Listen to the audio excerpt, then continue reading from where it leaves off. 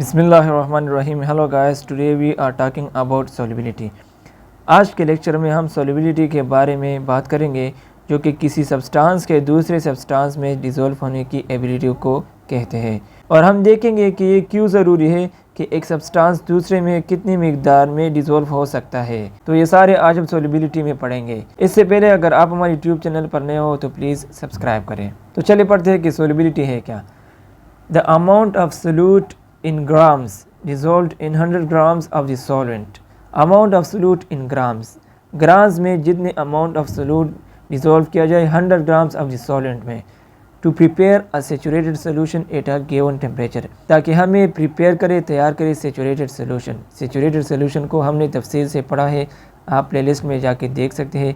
ये वो सोल्यूशन है जिसमें further amount of solute dissolve नहीं हो सकता, ठीक है। तो जितने अमाउंट ऑफ सोल्यूट डिज़ोल्व हो जाए ग्राम्स में 100 ग्राम्स ऑफ द सॉल्वेंट में, ताकि हमें सेचुरेटेड सोल्यूशन प्रिपेयर हो जाए, ठीक है, एक ख़ास टेम्परेचर पर, उसको हम सॉल्युबिलिटी कहते हैं।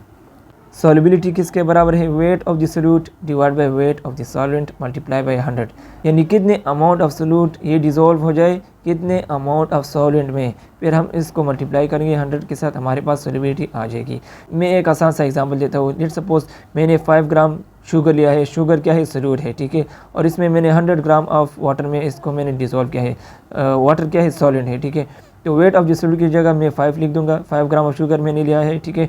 वेट ऑफ द सॉल्वेंट की जगह मैं 100 लिख दूंगा। 100 ग्राम ऑफ वाटर में मैंने इसको डिज़ोल्व किया है, फिर इसको मैं 100 के साथ मल्टीप्लाई करूंगा, तो हमारे पास 5% सॉल्युबिलिटी आ जाएगी। तो हम कह सकते हैं कि 100 ग्राम ऑफ वाटर में हमारे पास 5% जो है ये शुगर मौजूद है, ठीक है। ये इसकी सॉल्युबिलिटी है। अब हम पढ़ेंगे कि सॉल्युबिलिटी कौन कौन से फैक्टर पर डिपेंड करते हैं, ठीक है। तो यहाँ पर हम पढ़ेंगे पहला नंबर फैक्टर जो है नेचर ऑफ द सॉल्वेंट, यानी सॉल्वेंट का नेचर क्या है, ठीक है। When the molecules of the solute are similar in structure and properties to the molecules of the solvent, the solubility is greater because like dissolve like. जब solute और solvent का molecules ये same हो, similar हो, किस चीज़ में? Structure में, properties में इसके मॉलिक्यूल्स सिमिलर हो, तो इसकी सॉल्युबिलिटी ग्रेटर होगी, ज़्यादा होगी। Because like dissolve like, like dissolve like का मतलब है कि पोलर पोलर में सॉल्युबल होगा और नन पोलर में सॉल्युबल होगा। ये इसी तरह लेट्स सपोज NaCl में लेता हूँ। NaCl ये क्या है? ये पोलर सोल्यूट है, ठीक है।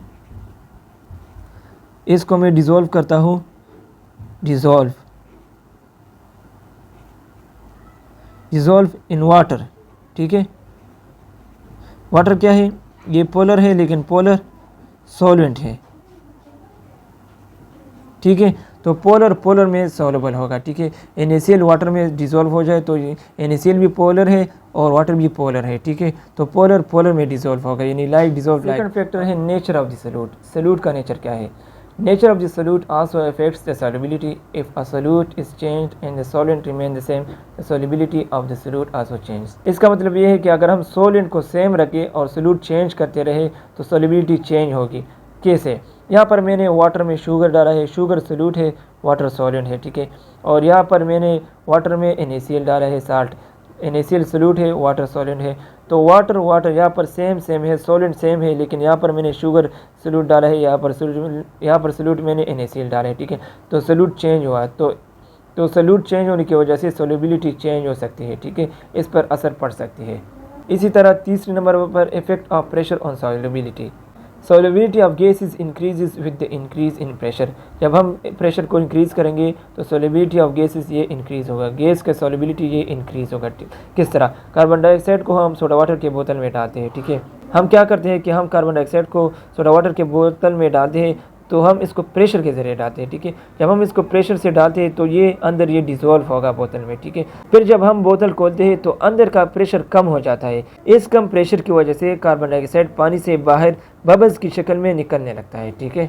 तो नतीजा इसका ये हुआ कि ज़्यादा प्रेशर के साथ कार्बन डाइऑक्साइड ज़्यादा हल होता है, और जब प्रेशर कम होता है तो बाहर निकल कर ये बुलबुले बनाते हैं, यानी बबल्स बनाते हैं ये गैस, ठीक है। फोर्थ नंबर पर है effect of temperature on solubility. The solubility of many substances is affected with temperature.